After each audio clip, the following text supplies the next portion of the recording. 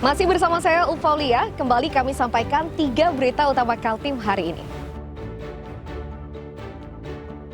Banjir cukup parah terjadi di Sungai Pinang, Kota Samarinda akibat diguyur hujan deras.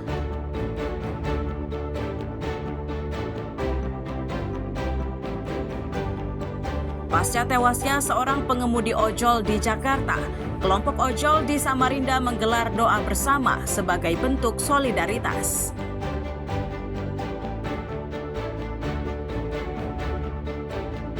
Berbagai kreativitas dipamerkan anak-anak dalam acara Festival Anak Balikpapan 2025.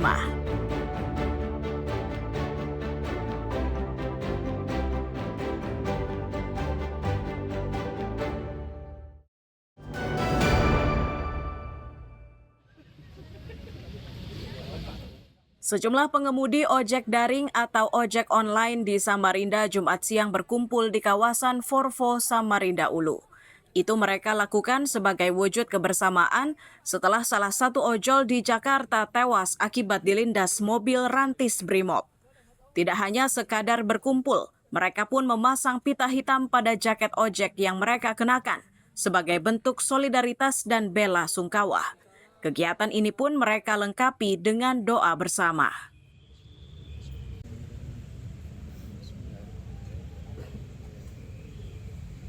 Berdoa bersama.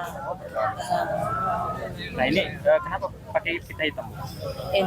Kita kan solidaritas saja, posisi beliau kan kita nggak mungkin ke Jakarta kan, jadi dari sini kita mendukung doa lah. Ya sama kita driver kan, nggak nyangka juga kalau terjadi sampai seperti itu. Ini drivernya Samarinda? Ya Samarinda, semua Samarinda ini. Samarinda ya? Ya. Ini agenda untuk memperingati teman kita kan ada di Jakarta sana habis kena insiden dari Brimob. Jadi kami akan melakukan doa bersama teman-teman dari ojol Samarinda. Diterima sisi Allah Subhanahu wa taala. Usai melaksanakan kegiatannya, para ojol ini kembali beraktivitas.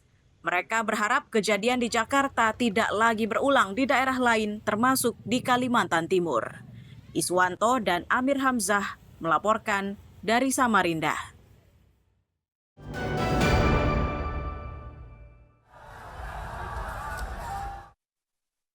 Presiden Prabowo memerintahkan Kapolri dan Panglima TNI untuk mengambil langkah tegas menghadapi aksi anarkistis di sejumlah wilayah.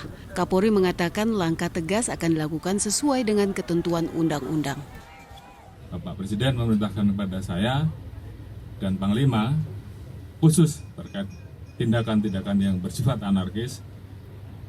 Kami, Panglima dan Kapolri, TNI dan Polri diminta untuk mengambil langkah tegas sesuai dengan ketentuan dan undang-undang yang berlaku. Jadi saya kira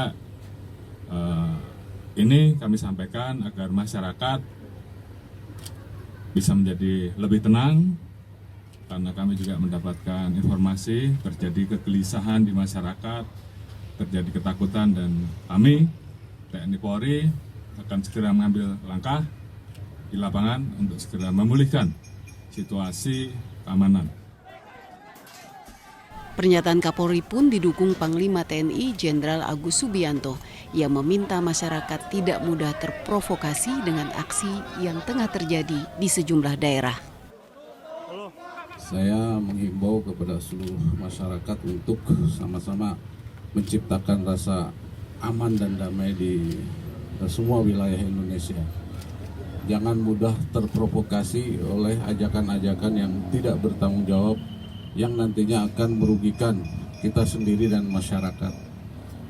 Masalah yang ada, mari kita selesaikan secara musyawarah dan tentunya sesuai dengan hukum yang berlaku, sesuai tadi yang disampaikan oleh Bapak Kapolri. Langkah-langkah ini diharapkan mampu meredam aksi anarkistis dan warga bisa kembali beraktivitas dengan tenang dan damai.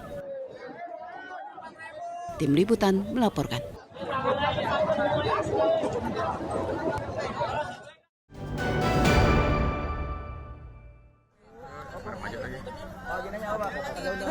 Presiden Prabowo kemarin bertemu dengan sejumlah ketua umum partai politik, ketua DPR, dan ketua MPR RI untuk membahas perkembangan situasi negara akhir-akhir ini. Presiden menegaskan DPR akan segera mencabut beberapa kebijakan, termasuk besaran tunjangan DPR dan moratorium atau menangguhkan sementara kunjungan kerja DPR ke luar negeri. Para pimpinan DPR menyampaikan akan dilakukan pencabutan beberapa kebijakan DPR RI, termasuk besaran tunjangan anggota DPR dan juga moratorium kunjungan kerja ke luar negeri. Para aparat yang bertugas harus melindungi masyarakat, menjaga fasilitas-fasilitas umum yang dibangun dari uang rakyat.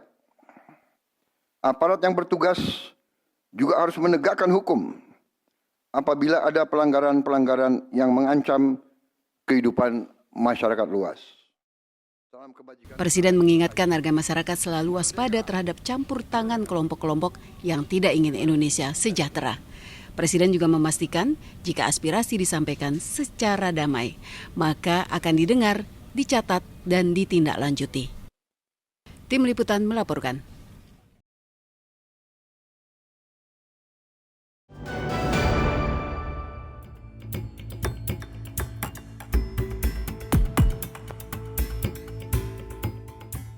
Patroli skala besar dilakukan Polresta Balikpapan pada Minggu dini hari, diikuti ratusan personel gabungan TNI dan Polri. Sasarannya adalah beberapa tempat keramaian di Balikpapan. Kapolresta Balikpapan menyebut patroli skala besar ini sejatinya sudah sering dilakukan. Selain untuk menjaga keamanan dan ketertiban masyarakat, juga sebagai kesiapsiagaan polisi, sesuai arahan dari Kapolri dan Kapolda Kaltim. Terkait rencana demonstrasi di lingkup Balikpapan, polisi mengimbau agar pendemo fokus pada tujuan awal dan tidak salah sasaran.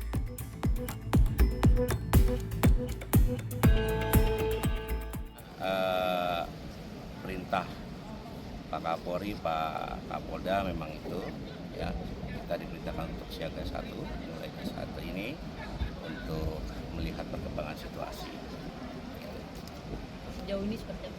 Sejauh ini di Kota Balikpapan, alhamdulillah pantauan kami masih situasinya dalam keadaan kondusif. Terkait dengan kegiatan unjuk rasa tetap kita monitoring terus. Ya, mudah-mudahan walaupun ada teman-teman yang mau menyampaikan aspirasinya betul-betul fokus sesuai dengan aspirasinya. Tujuannya kemana, betul-betul fokus pada tujuannya. Pada patroli berskala besar ini, personel yang dilibatkan sebanyak 580 orang gabungan dari TNI dan Polri. Polisi juga mengimbau kepada masyarakat untuk tidak termakan informasi keliru atau hoaks agar suasana Balikpapan tetap aman dan kondusif. Riani Mantini dan Amir Hamzah melaporkan dari Balikpapan.